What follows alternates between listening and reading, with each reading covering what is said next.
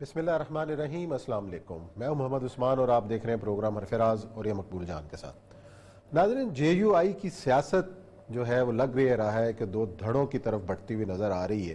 ایک طرف مولانا فضل الرحمان صاحب کا سٹانس ہے، ان کا بیانیہ ہے، اور دوسری طرف مولانا خانم الشیرانی ہیں، حافظ حسین احمد ہیں، مولانا گل نصیب ہیں، مولانا شجاع الملک ہیں، اور ان کے خلاف بھی آوازیں جو ہیں وہ جے یو آئی میں بڑھتی چلی جا رہی ہیں۔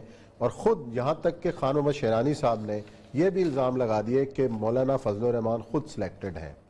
اور بھی معاملات جو ہیں پارٹی کے اندر تقسیم جو ہے بڑھتی ہوئی نظر آ رہی ہے۔ کیا یہ تقسیم واقعی مولانا فضل الرحمان صاحب کے لیے خطرے کی گھنٹی ہے؟ کیا واقعی جے یو آئی جو ہے مزید آگے دھڑے بندی کا شکار نظر آئے گی؟ یہ ہے ہمارا پہلا موضوع۔ پروگرام میں ذکر کریں گے موجودہ امریکی صدر ٹرمپ کا، جس میں انہوں نے دفاعی بجٹ کے حوالے سے کئی معاملات میں ویٹو کیا ہے، اور ساتھ ہی جرمنی میں ایک افسوسناک واقعہ پیش آیا کہ امام مسجد کو وہاں پہ شہید کیا گیا، اور بھارت کا بھی ذکر کریں گے کہ بھارتی میڈیا کو لندن کے اندر جرمانہ سنایا گیا، اور وہ جرمانہ کسی ایک بات پہ نہیں، جھوٹ بولنے پر، اور جو مسلسل بھارتی میڈیا کی جو جھوٹ ساز فیکٹری ہیں وہ پوری دنیا میں اب بے نقاب ہونے لگی ہیں۔ بڑھتے ہیں اپنے پہلے موضوع کی جانب۔ اور یہ صاحب، آج بھی غفور حیدری صاحب نے بڑی سخت زبان استعمال کی ہے کہ اگر نیب کا کوئی نوٹس ملا تو اس کے بعد ڈائریکٹ اداروں کے خلاف دھرنا دیا جائے گا، ہم عمران خان کے خلاف نہیں۔ یہ جو ایک سیاست کا انداز ہے، اور دوسری طرف ہم نے دیکھا حالیہ دنوں میں خود جے یو آئی کے اندر سے مولانا کی مخالفت شروع ہو گئی ہے۔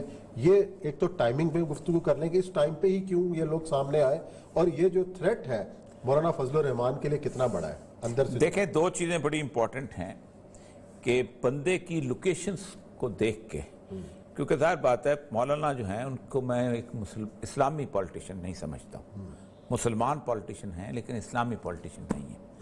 جمعیت علماء اسلام خود ایک نام ایسا ہے جیسے کسی ٹریڈ یونین کا نام ہوتا ہے، یعنی علماء کی ایک پارٹی۔ علماء کی جب پارٹیاں بناتے تو عام آدمی تو ختم ہو گیا نا، اس کے ساتھ تو ختم۔ وہ اور کرتے ہوئے ہی ہیں، اپنے ایک مسلک کی خاص طور پہ حفاظت کرتے رہے ہیں، اور ان کا کوئی تعلق ایک نظام کی شریعت، آج تک انہوں نے مولانا کبھی شریعت نظام کے نفاذ کی بات نہیں کی، ہمیشہ جمہوریت کی جدوجہد کی ہے۔ ان کے والد محترم بھی یہ جمہوریت کی جدوجہد کے اوپر بلیو کرتے تھے، اور یہ جمعیت علماء ہند کا مسلک تھا۔ جمعیت علماء ہند بھی شروع دن ہی سے بیسیکلی ایک سیاسی جدوجہد کی علامت تھی، اور اسی لیے انہوں نے کانگریس کے ساتھ انہوں نے پیکٹ کیا تھا، کیونکہ اگر وہ اسلام کے نظام کی جدوجہد کرتے تو ان کا آئیڈیل جو تھا وہ مسلم لیگ بنتی تھی، کہ ایک ایسا خطہ ارضی ہو جہاں کہ ہم مدینہ کی ریاست، جو مطلب عمران خان والی سید الانبیاء کے مدینہ کی ریاست قائم کرتے۔ مولانا غفور حیدری کلات کے سے تعلق رکھتے ہیں۔ کلات اور مستونگ ایک زمانے میں ایک ہی ضلع ہوتے تھے، جس میں ڈوین کر کے میں اس کی جگہ مستونگ میں آیا تھا۔ ان سے میرے پرانے تعلقات ہیں، اس علاقے سے میں نیچر سے۔ کلات ایک انسرجنسی کا ایریا ہے، اور ہمیشہ سے رہا ہے، آج سے نہیں۔ 73 نہیں بلکہ 1948 میں جو پہلی انسرجنسی ہوئی تھی پرنس عبد الکریم کی، وہ کلات میں ہوئی تھی، اور مستونگ سے وہ بھاگ کے افغانستان چلا گیا تھا۔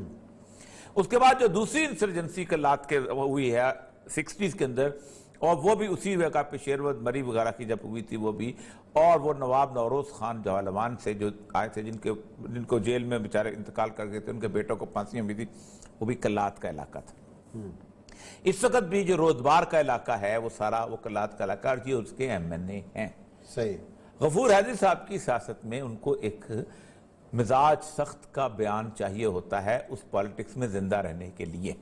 ایک بات یہ، مولانا فضل الرحمان کی سیاست جو ہے وہ ڈیرہ اسماعیل خان کی سیاست ہے۔ ڈیرہ اسماعیل خان ایک ایڈجسنٹ ڈسٹرکٹ ہے شمالی وزیرستان اور جنوبی وزیرستان کے، اور وہ وانا اور یہ سارا کچھ، اور مولانا ہوتا یہ ہے کہ یہ جو ایڈجسنٹ ڈسٹرکٹس ہوتے ہیں ان کے اوپر انفلوئنس آتا ہے، کیونکہ ظاہر بات ہے شمالی وزیرستان سے مہاجر آیا ڈیرہ اسماعیل خان میں ٹھہرے گا، جنوبی وزیرستان سے آیا ڈیرہ اسماعیل خان میں ٹھہرے گا۔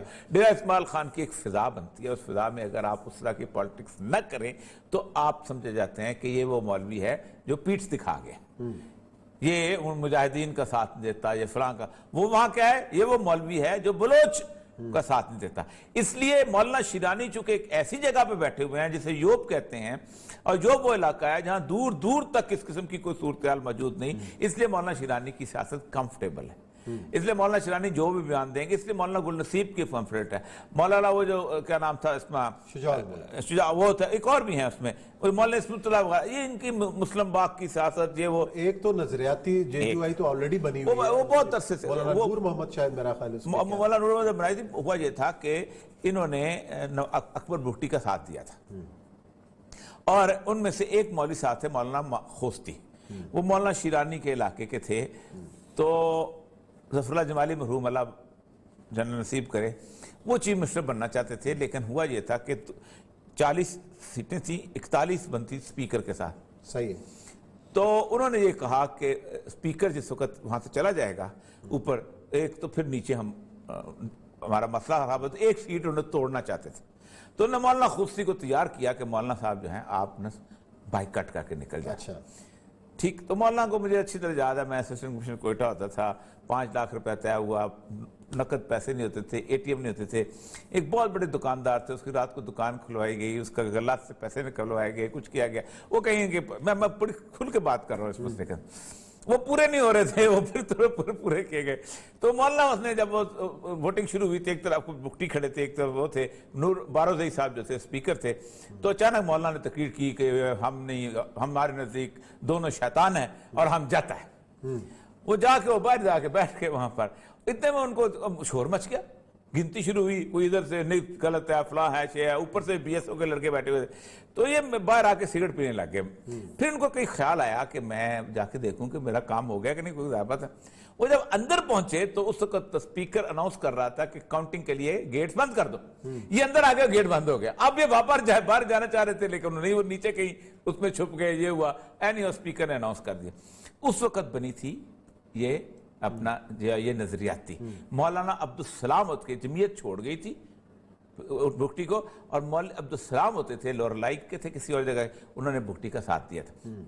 بگٹی صاحب خود کہا کرتے تھے کہ جس وقت یہ نیب کا ساتھ دیتے تھے نا مولوی، تو ان میں سے 2 ملاؤں کو میں نے نیب سے توڑا تھا، مولانا صالح محمد اور مولانا حسن جان، اور ان کو میں نے وزیر بنایا، کہتا کون کہتا ہے مولوی نہیں بکتے، مطلب یہ تانا دیتے ہوتے تھے، اس لیے میں کہتا ہوں کہ اس سیاست کے اندر دین جتنا بدنام ہوا ہے نا، اسلام جتنا بدنام ہے، اس کا سوچ نہیں سکتے، اور سامنے بیٹھے ہوتے تھے، پھر ایک مولانا صالح محمد کی بیٹی کو اس نے پتہ نہیں MNA بھی بنایا تھا، یہ تو وہاں پر جو سیاست ہے ٹرائبل سوسائٹی کی وہ بالکل اور طرح کی، تو ایک تو یہ لہجہ جو ہے مولانا غفور حیدری کا آپ کا اور فضل رحمان کا وہ ایک طرح کا، حافظ حسین احمد ہے، حافظ حسین احمد جو ہے وہ چاغی سے تعلق رکھتے ہیں، بلوچ ہیں، مولانا غفور حیدری بھی بلوچ ہیں، حافظ حسین احمد بیسیکلی بروئی سپیکنگ ہے، اور وہ نوشکی کے رہنے والے، چاغی کے رہنے والے، یہ پہلی دفعہ 1988 کے اندر ان کا طلوع ہوا تھا، اور یہ بڑے مزدار قسم کے مولوی ہیں، یہ بھی چاہتے تھے کہ اس طرح کی پالیٹکس آپ نہ کھیلو، ہمارے ساتھ اس طرح کے تعلقات ہیں۔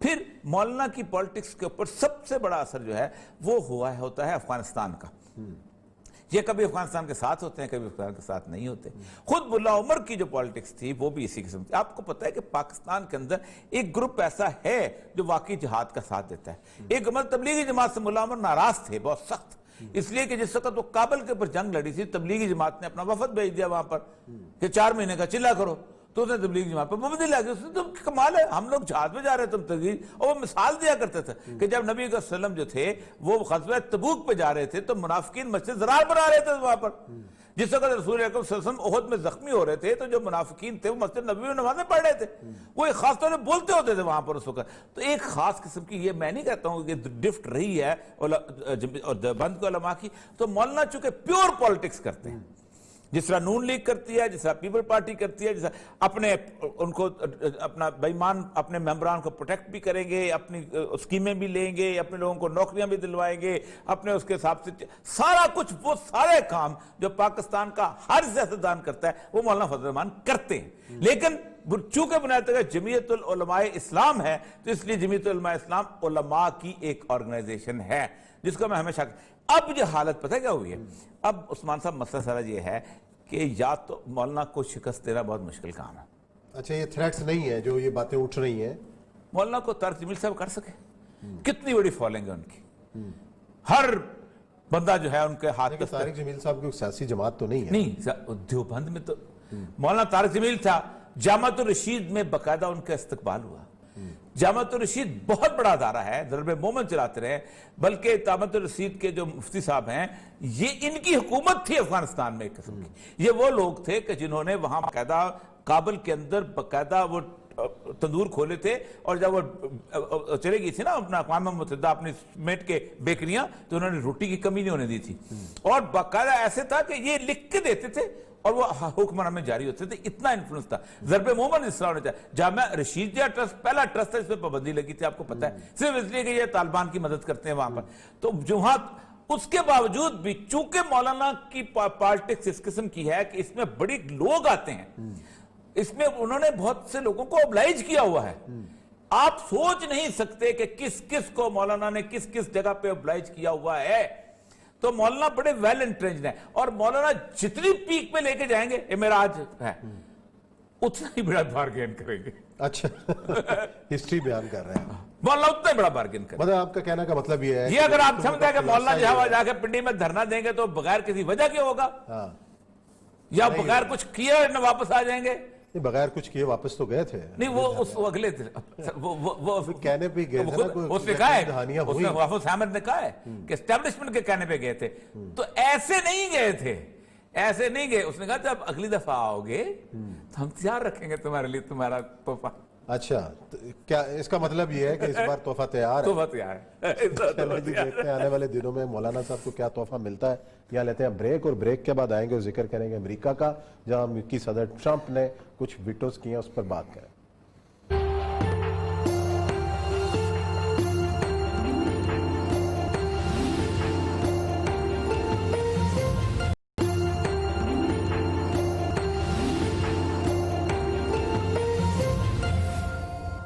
جی ناظرین, بریک کے بعد ایک بار پھر آپ کو خوش آمدید کہتے ہیں. امریکی صدر ٹرمپ نے جو دفاعی بجٹ تھا اس حوالے سے کئی معاملات میں ویٹو کیا, اور خاص طور پر انہوں نے کہا ہے کہ وہ دنیا میں بدامنی پھیلانے کی اجازت نہیں دے سکتے.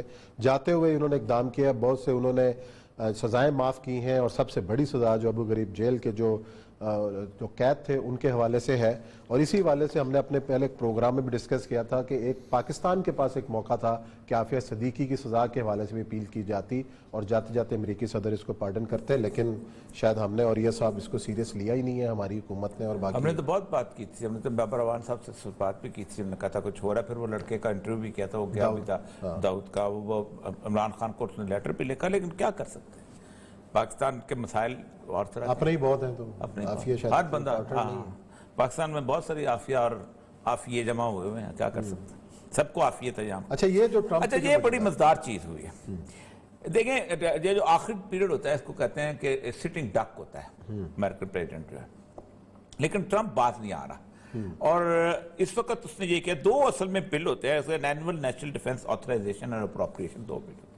آتھرائزیشن میں کہا جاتا ہے کہ اس کی نیشنل ڈیفنس کا جو بجٹ ہے وہ پاس کیا جاتا ہے, اور اپروپریشن ہوتا ہے کہ انہوں نے کتنا خرچہ کیا اور اس کے بعد اس کو دیکھا جاتا ہے, یا کوئی تبدیلی کرنا چاہیں وقت کے ساتھ ساتھ. کو $740 ارب کا یہ بجٹ بل تھا جو کہ ٹرمپ کے پاس پیش ہوا, سینٹ نے اس کو پاس کیا, اور اس میں ریپبلکن کے اس نے پارٹی کے لوگ بھی انہوں نے ووٹ دیے. وہ چاہتے یہ تھے کہ آگے جو پکڑ ریپبلکن کے ہاتھ میں جا رہا ہے تو اس سے پہلے یہ کچھ ہو جائے, تو ٹرمپ نے اس کو ویٹو کر دیا. اور اس کا اس نے ریزن بڑا زبردست دیا ہے. اس نے وہ کہا ہے کہ امریکہ فرسٹ, پٹ امریکہ فرسٹ. وہ کہتا ہے کہ میں نے اپنے آخری دور میں, لوگ بھوکے مر رہے تھے, لوگوں کے پاس پیسہ نہیں تھا, کچھ نہیں تھا, میں نے ان کو تقریباً $1250 پر منتھ دیے, اور 2 مہینے کے لیے دیے کہ تم اپنی زندگی گزارو. کرونا میں ابھی تک آپ کے کرونا کے بندے مر رہے ہیں, اور آپ جو ہیں وہ کہتا ہے it's a gift to China and Russia. وہ کہتا ہے آپ اتنے ارب ڈالر آپ مصر کو دے رہے ہو, کیوں دے رہے ہو؟ وہ کیا کریں گے, وہ روس سے جا کے اسلحہ خرید لیں گے. آپ اتنے ڈالر فلاں کو دے رہے ہو, کیوں دے رہے ہو؟ وہ جا کے چین سے اسلحہ خرید لے گا. تمہاری یا تو تم اسلحہ دے رہے ہوتے, کچھ کر رہے ہوتے, تم باقاعدہ ملٹری اسسٹنس کے نام پہ, اور پھر ساتھ ساتھ تم کرتے یہ ہو کہ اپنے اس کے پروجیکٹ. اس کے ساتھ ہی اس نے ایک اور جو اس کو کہتے ہیں NDAA, نیشنل ڈیفنس آتھرائزیشن, اس کے اندر ایک اور موو ہوئی تھی. آپ کو پتا ہوگا کالا جو ہے ایک مرا تھا جی, اور اس کے اوپر بہت دنیا میں اس جارج فلوائڈ کا پتہ نہیں کیا نام تھا, اس کی بڑی تقریریں ہوئی تھی, آنسو بہے تھے, سارا کچھ پچھلے سال. اور اس کے اوپر بڑا ہوا تھا کہ امریکہ سے جو سمبلز ہیں ہیٹرڈ کے وہ ختم کیے جائیں. تو امریکہ کے جو بیسز ہیں مختلف، وہ اصل میں ہوا یہ تھا کہ 1861 سے لے کے 1865 تک پورا امریکہ دو حصوں میں تقسیم ہو گیا تھا. ایک وہ تھے جو کالوں کو غلام رکھنا چاہتے تھے اور غلامی کے حق میں تھے، اور ایک وہ تھے کہ جو کالوں کے غلام رکھنا نہیں چاہتے تھے، وہ ابراہیم لنکن کے ساتھ تھے. صحیح. ایک کا سربراہ جارج ایلے تھا، جس کا جارج ایلے کا وہ قبرستان بھی ہے، یہ وہ سارا کچھ ہے. تو ابھی تک کوئی بیسز جو تھے نا، وہ ایک کنفیڈریسی بنی تھی غلاموں کے حق والی. وہ بیسز ان کے نام پہ تھے جو غلامی کے حق میں تھے، جو کہتے کالوں کی ایسی کی تیسی ہے. انہوں نے کہا کہ یہ بیسز ختم کر دو، یہ ہماری نفرت کی سمبل ہے، ہماری پاس ہسٹری بہت بری ہے. ٹرمپ نے کہا تمہاری ایسی کی تیسی، یہ کون سی بات ہے؟ انہوں نے امریکن سوائل کو ڈیفینڈ کیا، اور یہ کیا، یعنی وہ ٹوٹل گورے کے حق میں. اور یہ وہ چیزیں جو امریکہ میں اپیل کرتی ہیں، کہ وہ سمجھتے یہ ہیں کہ یہ ایک کالا مرتا ہے اور پورے امریکیوں کو گوروں کو گالیاں دے دوں کے چلے جاتے ہیں فنڈامنٹل ہیومن رائٹس کے نام پہ، اور ہم آرام سے سنتے رہتے ہیں، ہم کیوں نہ کھڑے ہیں، اور سارے بدماش ٹائپ لوگ ہیں. تو ایک اس نے یہ دوسرا اہم ترین کام کیا. اب 740 ملین سے کہا ہے کہ اس نے it's a gift for China. کہتا آپ مختلف جگہوں پہ یہ بند کرو، اور اس سے پھر باقاعدہ فکرے بولے. پتہ نہیں اب ہم نے ٹیکسن سے ہیوسٹن کی صاحب کو لینا تھا، اگر وہ آ جاتے تو زیادہ بہتر ہے. وہ کہتا یہ ہے کہ میں نے آپ کے دماغ سے ہم نے جنگیں اتاری. صحیح ہے. میں نے آپ کو افغانستان سے نکلوایا، میں نے آپ کو شام سے نکلوایا، میں نے آپ کو عراق سے نکلوایا، میں نے آپ کے سر کے اوپر جو گالیاں پڑتی تھی وہ ختم کروایا. آپ کیا کر رہے ہو؟ لیکن وہ اصل میں مسئلہ یہ ہے کہ اس جو بائیڈن کی جو پوری پالیٹکس ہے، اس کے پیچھے جو لابی ہے، وہ لابی ہے آرمز مینوفیکچررز کی. اور وہ آرمز مینوفیکچرر چاہتے ہیں کہ تھیٹر چلتا رہے، بے شک کوئی لڑائی ہو یا نہ ہو، لیکن ہمارا اس میں اسلحہ بکتا رہے، آتا رہے، جاتا رہے. جیسے مشاہد صاحب نے کہا نا کہ ایران عراق وار 8 سال رہی تھی. ایران امریکہ کا بدترین دشمن تھا، لیکن اسلحہ امریکہ سے خریدتا تھا. لیکن اور صاحب جو روایت رہی ہے، جو کہا یہ جاتا ہے، جو ہسٹری یہ بتاتی ہے کہ جو ریپبلکنز ہیں وہ دنیا میں اسلحہ بیچنے کے لیے نئے محاذ جنگ تیار کرتے ہیں، بناتے ہیں، اور یہ جو ڈیموکریٹس ہیں آ کے اس کو سمیٹتے ہیں، اور اتنی دیر میں نئے محاذ جنگ کی تیاری شروع ہو جاتی ہے. آپ دیکھیں دونوں ایک طرح کے. اب نکسن جو ہے اس نے سمیٹا تھا نا، نکسن نے کیسے طریقے سے، نکسن واز ریپبلکن، نکسن کو تو مروا دیا تھا انہوں نے، اسی لیے کہ نکسن جو تھا اس نے ویتنام وار کو کلوز کیا تھا. آپ سوچیں کہ چائنا کارڈ جو ہے نکسن نے شروع کیا تھا، اور ہی سٹارٹڈ دیٹ نیگوسیشنز، نے کہا ختم کرو یہ کیا تم چل رہے. اسی کی تو بیسس ہے جو آگے چلی جا رہی ہے، اور اسی کسی حساب سے تو اصل مسئلہ یہ نہیں ہے. مسئلہ سارا یہ ہے کہ امریکن پالیٹکس کے اگلے، پھر میں کہتا ہوں کہ ایک ایک دن ایسا ہے کہ جس میں کچھ بھی ہو سکتا ہے. یہ کوئی چھوٹی بات نہیں ہے. جاتے تھے وہ کوئی نہیں کہتا کہ اب جائے بات ہے سینٹ میں دوبارہ جائے گا، اتنی دیر میں کھلا جوں ہو جائے گا، تو اتنے میں اگر آ گیا تو پھر وہ کر دے گا. وہ کہتا ہے کہ ٹرمپ کے میں وہ کچھ ریپبلکن سینٹرز کہتے ہیں، اس کا ایک نام ہے جم ان ہوف. یہ کہتا یہ ہے کہ جو 5 جنوری کو الیکشن ہونے والے ہیں، رن آف الیکشن ہونے والے ہیں سینٹ کے، ہماری 2 ریپبلکن کی سیٹیں جو ہیں وہ غائب ہو جائیں گی، کیونکہ بہت سارے کالے ہمیں ووٹ نہیں دیں گے، اور وہ مسئلہ ہو جائے گا. اینی ہو، یہ جو اس کا ہر وقت یہ موو ہے، یہ بے چینی ہے، یہ اس کے پھر اس نے جو یہ روایت نہیں تھی کبھی بھی پارڈن کی، اس نے یہ کیا ہے کہ 15 لوگوں کو پارڈن کیا ہے. پارڈن ہوتا تھا عام روٹین کے لوگ، مطلب کو بیچارہ کسی کو کوئی اس کی چھوٹے موٹے جرم جسٹیفیکیشن دی جاتی تھی کہ مطلب کینسر کا مریض ہے، مینٹل پیشنٹ ہے، اس کی بچے مر چکے ہوئے ہیں، جب بچے اس کو اکیلی اس کی بیٹی کہیں بیٹا رہ رہا ہے، پلیٹلیٹس کم ہو گئے ہیں. یہ بھی ہو سکتا ہے پلیٹلیٹ. لیکن اس نے یہ کیا ہے کہ اس نے اصل میں یہ ہے کہ ایک آپ کو یاد ہوگا کہ دنیا پوری میں یہ انتہائی شاکنگ تھا کہ عراقی جو ہیں ایک بازار میں کھڑے گپ لگا رہے ہیں، آپ نے بھی دیکھا ہوگا سین، اور اچانک ایک بلیک واٹر کا جہاز آتا ہے، اور پھر جہاز جو ہے ان کو سرکل کرتا ہے، نشانی لیتا ہے، اور پھر وہ ہنستا کھیلتے جو 12-13 لوگ ہیں ان کو ایک ایک کر کے بندوق سے مارتا ہے، اور فائر سے مارتا ہے، اور وہ مر جاتے ہیں. اور یہ پوری دنیا میں نشر ہوتا ہے، اور ان کو انہوں نے باقاعدہ سزا دی تھی، اگرچہ کہ وہاں پھانسی کی سزا نہیں ہوتی، کیونکہ کرتے پتہ کیا ہے کہ ایسی اسٹیٹ میں مقدمہ چلاتے ہیں جہاں پھانسی نہ ہو. مثلا ایمل کانسی کا اسٹیٹ مقدمہ انہوں نے ورجینیا میں چلایا تھا، کیونکہ وہاں پھانسی کی سزا ہوتی تھی، اور ان کو چاہتے تھے کہ ورجینیا میں سزا، حالانکہ وہ واشنگٹن ڈی سی میں بھی چلا سکتے تھے. ہاں کہا کہ وہ تیسرا جو ہے کیا نام ہے ورجینیا کے اس طرف جو ہے میرلین میں اس میں چلا سکتے تھے، لیکن نہیں، انہوں نے وہاں چلایا تاکہ اس کو پھانسی، یہاں ان کو پھانسی، اس کے باوجود بھی اس نے ان کے بلیک واٹر جو ہے the infamous black water killed Iraqi citizens in Nisour Square، ٹھیک، اب یہ اس کے جو 4 بندے جو ہیں انہوں نے ان کو نکال کے، باقی تو خیر سزا ہوئی کوئی نہیں نا۔ آپ سوچ سکتے ہیں کہ ابو غریب وہ جیل ہے جس میں ابو بکر البغدادی رہا ہے، اور ابو بکر البغدادی جو اپنی کہانیاں سنایا کرتا تھا ان کو، جس سے وہ ساری داعش اٹھی ہے کہ کیسے لوگوں کو پکڑ کے تو کتے اس سے رکھتے۔ پہلے مصعب زرقاوی جو تھا، مصعب زرقاوی تو جیل میں رہا تھا میرے خیال، بہت عرصہ پہلے، تو اسی کی آف شوٹ ہے نا ساری، وہ باقاعدہ کتے رکھے ہوتے تھے اور جیل میں ان کو کتے جو تھے ان کے تصویریں بھی پوری دنیا نے پوری دنیا کے اندر آئی تھی۔ تو اصل مسئلہ یہ ہے کہ کچھ بھی، اور اب جو اصل جگہ ہے وہ ہے اس کے انہی 10-15 دن کے اندر، آج 25 ہو گئی ہے تو 15 دن کیا 12 دن لگا لیں، تو 12-13 دن جو ہیں، ان 13 دنوں کے اندر اس خطے کے اندر کچھ بھی ہو سکتا۔ دیکھیں آپ اندازہ کریں، اگر ٹرمپ جو ہے یہ اختیار جو ہے، یہ پریزیڈنٹ 25-30 سال میں اختیار استعمال کرتا ہے ویٹو کا،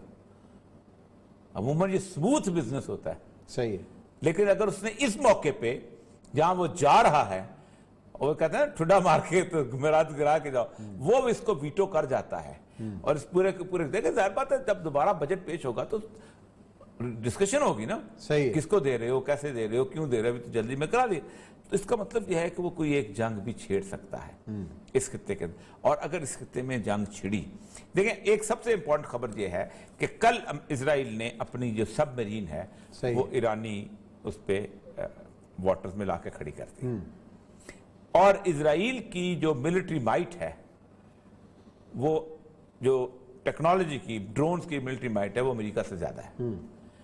اسرائیل کا جو ایئر ڈیفنس سسٹم ہے اس کے بارے میں پرپوز کیا جاتا ہے کہ امریکہ should have air defence like this, اور وہ باقاعدہ، اور اس ایئر ڈیفنس کو آپ جانتے ہو کہ حزب اللہ نے توڑا تھا، لو لائن کر کے نا انہوں نے، اور وہ اس وقت چیختے ہوئے نکل گئے تھے کہ یہ ہو کیا گیا ہے ہمارا، وہ بہت بڑی کامیابی تھی حزب اللہ کی اس زمانے میں جب لیبنان سے، پھر انہوں نے ریٹیلیشن میں بیروت بالکل تباہ کر کے، بالکل صحیح، لیکن حزب اللہ جو تھی وہ سائڈوں پہ بیٹھی ہوئی تھی، حزب اللہ مین سینٹرز میں نہیں تھی، بالکل صحیح، حزب اللہ اپنی ریفیوج میں تھی۔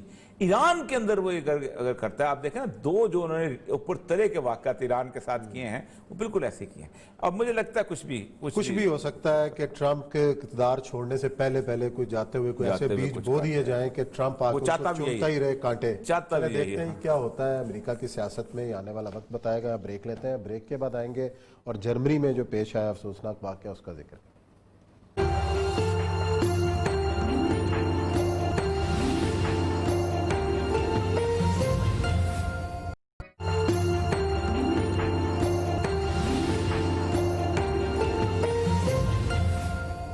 جی ناظرین، بریک کے بعد ایک بار پھر خوش آمدید۔ جرمنی میں ایک امام مسجد جو ہیں پاکستانی نژاد، ان کو شہید کیا گیا، تشدد کر کے اسلام فوبیا کے بڑھتے ہوئے واقعات ہیں، اور یہ سب ہم بار بار جو ہیں ہم درس دیتے ہیں اسلام کا بھی اور امن کا بھی بات کرتے ہیں، اور جو وہاں پہ بہت بڑی تعداد ہے جو پاکستانیوں کی بھی اور دوسرے عرب نژاد بھی ہیں جرمنی کے اندر، لیکن جو بڑھتے ہوئے واقعات ہیں ان پر نفرت کے اور ان کے خلاف جو کارروائیاں ہو رہی ہیں، کیسے رک سکتے ہیں وہاں پہ؟ دیکھیں جرمنی میں نا، یہ بیسیکلی ہمارے شہر کا گجرات کے ہیں، بڑا نوجوان، بڑا خوبصورت 26 سال کا نوجوان بیچارہ، بہت ہی شاہد نواز قادری اس کا نام ہے، اور آپ کو یاد ہوگا کہ جرمنی میں ایک ان کا ایم پی جو ہے وہ تحریک لبیک کے نام پر وہاں منتخب ہوا ہے۔ اچھا، جرمنی میں بھی؟ چیما نام ہے اس کا، مجھے یاد آ جائے گا۔ تو اس کی وہ یہ تھا کہ اس نے کانفرنس کرنے میں مجھے بلانے کی کوشش کی تو شور شر مچ گیا۔ جرمنی وہ ملک پہلا ملک ہے کہ جس کے اندر قادیانی 1930 سے جا کے آباد ہونا شروع ہوئے تھے، اور ایک جو مسجد ہے جس کے بارے میں کہا جاتا ہے کہ علامہ اسد جو تھے انہوں نے وہی مسجد وہاں جا کے اسلام قبول کیا، تو وہی اس لیے اسلام آباد علامہ اسد پہ ایک الزام لگاتے ہیں وہ کوئی قادیانی تھا، ایسا نہیں تھا۔ اس نے باقاعدہ آپ قادیانیوں کے ظفر اللہ خلاف بہت سخت قسم کی زبان اپنی بایوگرافی میں استعمال کی ہے۔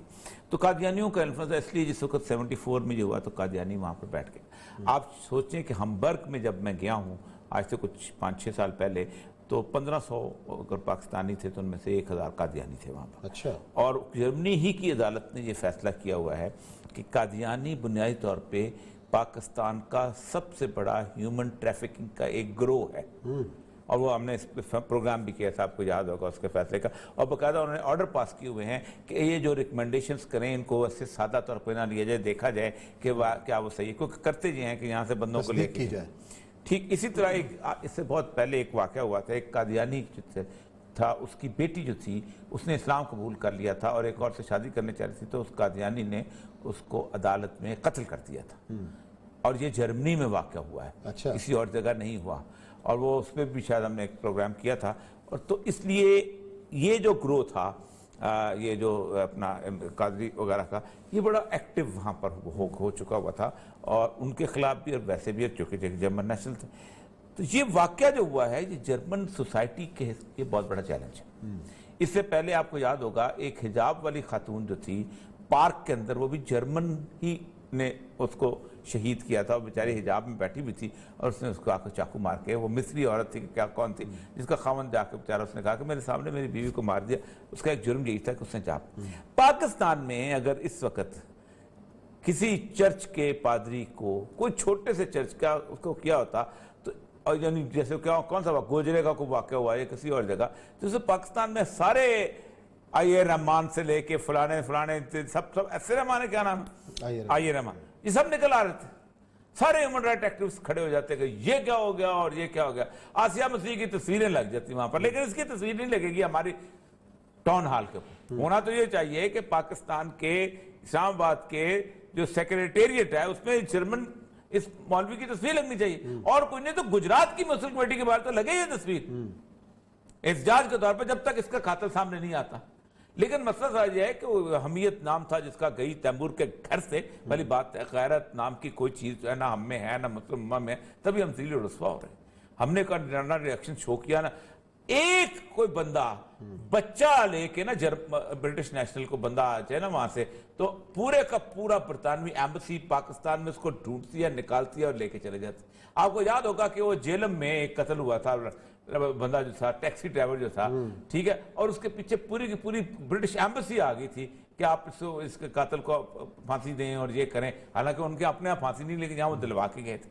تو اصل مسئلہ یہ ہے کہ پاکستان کے ایک شہری ہوا ہے، پاکستان کو فارن آفس کے لیول پہ شاہ محمود قریشی صاحب کے لیول پہ احتجاج کرنا چاہیے کہ اس کے قاتل کو ڈھونڈو. یہ نہیں ہو سکتا کہ ایک آدمی جو ہے اس کی ہمارے ساتھ ریلیشن، اس کی فیملی ساری کچھ ہو اور وہ اتنا یار و مددگار پہ مارا جائے. اچھا، یہ دوسرا ایشو ہے لندن میں جو ایک ریپبلک ٹی وی ہے، ریپبلک ٹی وی، اور ارنب گوسوامی صاحب بڑے زہر آلود قسم کے پروگرام کیا کرتے ہیں، خاص طور پر پاکستان کو نشانہ. اور یہ پہلا قدم ہے کہ جو وہاں کی جو ریگولیٹری اتھارٹی ہے جو لندن میں ٹی وی کو کنٹرول کرتی ہے، اس نے اس ٹی وی کو بھاری جرمانہ کیا، پابندی عائد کی ہے. ویسے تو گوسوامی صاحب ویسے بھی بڑی مشکل حالات میں چل رہے ہیں، اندر ہیں، کیسز کا ہے، لیکن یہ ایک عالمی سطح پہ بھی اس بات کا جو ہے وہ اب سامنے آ گئی ہے کہ بھارت کی تمام جو جھوٹ ساز فیکٹریاں بے نقاب ہو رہی ہیں. بھاری جرمانہ. دیکھیں یہ بہت بڑی رپورٹ تھی کہ جس کے اوپر ہم نے ایک پروگرام بھی کیا تھا، بہت کم لوگوں نے کیا.